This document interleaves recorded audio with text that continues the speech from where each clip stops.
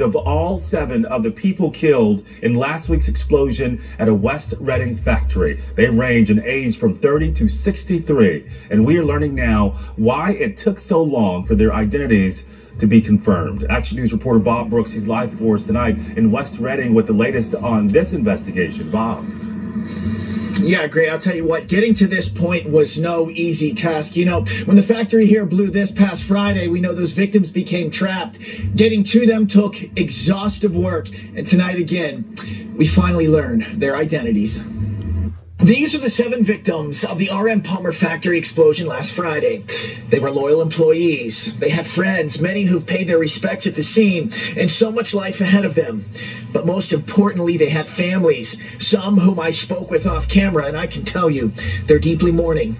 The victims are as follows: Amy Sandho, Domingo Cruz, Zorky Nunez, Susan Halvonic, Michael Breedy, Diana Cedeno, and Judith Lopez Moran. Their identities were released today by Berks County Coroner John Fielding. He says he knows the process of releasing the identities took longer than some may have liked, but he wanted the job to be done the honorable way. We stand now in God's good time to mark their passing and to assure their family and friends that we will not forget them. Fielding says the process of removing the victims from the rubble was delicate.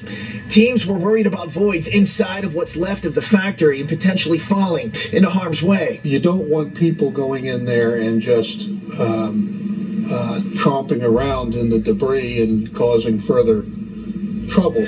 He also adds it was important to make sure families were given accurate information as each victim was found, and in some cases, that was a highly intensive process. Okay, Gray, now this coming Friday, in just 2 days, the borough of West Reading is holding a celebration of life here for the victims. This is meant to be a healing process for the victims' family and the communities. It starts at 7:30. It's going to be held at the West Reading Firehouse. For now, reporting live, Bob Brooks for Action.